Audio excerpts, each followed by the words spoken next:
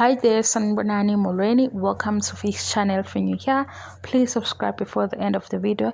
If returning, thank you for love and support. I appreciate you. Uthando Nes'thembu update. Lena ngifuna ukwazi because bengibheka ama-comments abantu and lo obhala lokhu uthi shuthi umuntu lo obeqhathanisa uMakhumalo noMayeni noMacele. So into esiyaziyo sonke kuThando Nes'thembu kumakhosikazi uMakhumalo unabalandeli abaningi. Abantu bayamthanda ngezizathu ezahlukahlukene, abanye bayamlandela as motivational speaker, abanye bakhona lapha ku-Instagram wakhe, abanye bayasho futhi ukuthi sifunda okuningi kuMakhumalo. But lena is strange, ngizokutshela ukuthi why. Kumseleku upost uMakhumalo lana ubonga uhayirisela uMakhumalo ngaleli thuba alitholile ukuthi ayokhuluma laphaya ku-Women in Business Empowerment, uMakhumalo ku-Dead Wife.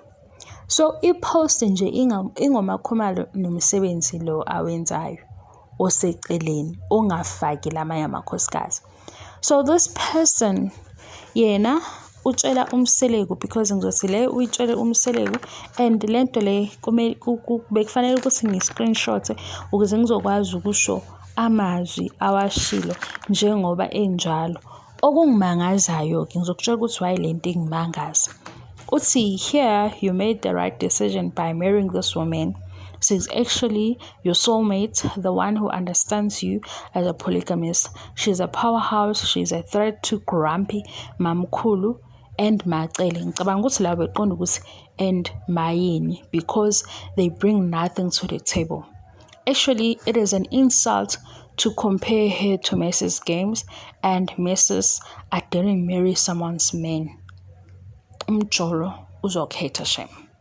Okay, lo usho kumseleku because ipost yenziwa umseleku la encoma khona ukuthi uMakhumalo usebenze kahle, wakhuluma kahle, wabamela ngenenzelele leyo post.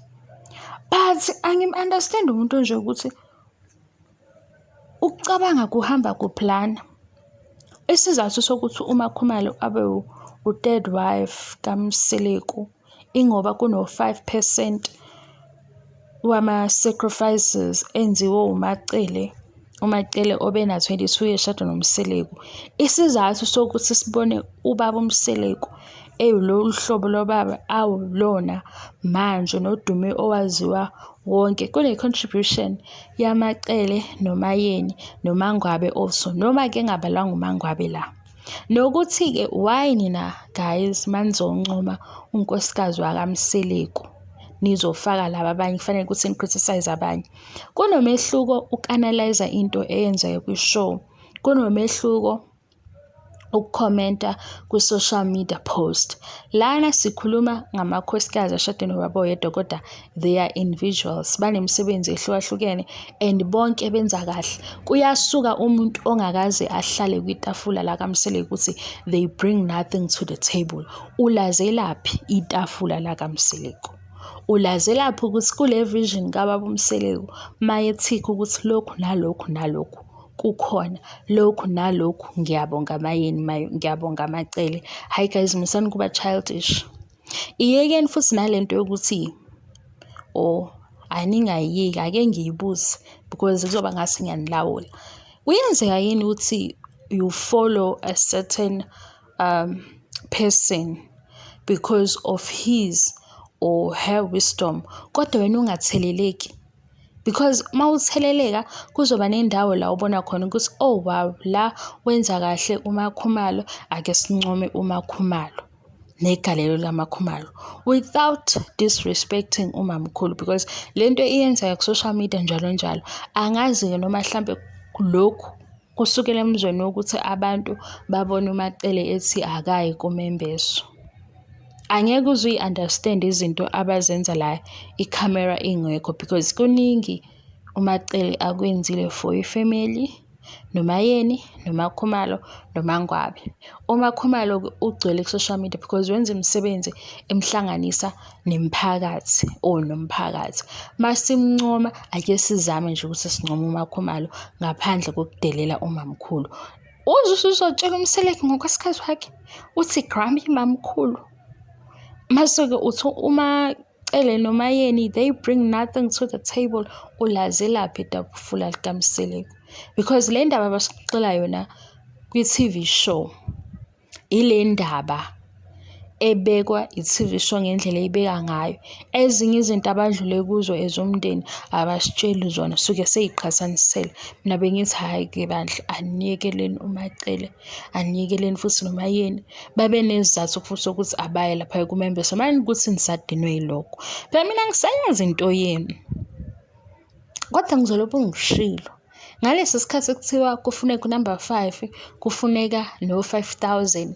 Laba-ke abantu abaskema yibo laba blokhu bangumsindo bebhitha la ku-social media, because awukwazi ukuthi even if umseleki ube umalume wakho, angiboni ukuthi ungahamba uye kumalume wakho umtshela ukuthi hayi bo loya nkosikazi wakho umbhedo. Mina ngibona ukuthi nje hhayi ngeke ngikhona into wrong ngawe noma nje awuhloniphi, kodwa funda-ke ukuncoma umuntu. Mncome nje ume gelekeqe, ungaqhathanisi abantu. Mhlampe nakini-ke nikhuliswe kabi, niqhathaniswa, mhlampe niqhathaniswa ngokuthi lona utholo A wena ubatholo A. Ekhaya liphelele kuzophuma uthisha, kuzophuma udokotela, kuzophuma usomabhizinisi, kwesinye isikhathi kube khona i-cleaner. Kodwa mase nihlangene nonke nenza umndeni, nonke nama-qualities akha umndeni. Ngifundise lokho. Kuzoba khona uthisha, kube khona udokotela, kube khona i-cleaner, kube khona usomabhizinisi, noma kube khona ifama. Kodwa mase niphelele niwumndeni, because umndeni ubhalansiswe yini nonke. Yekelani ukuthi masibona uMakhumalo enza kahle sesithukuma Macele, ngoba lo uzuthi actually it is an insult to compare her to Mrs. Games and Mrs. I didn't marry someone's man. Yazi ngoba bekhona kuno-5% kaMacele nama-sacrifices awenza uMacele ena-22.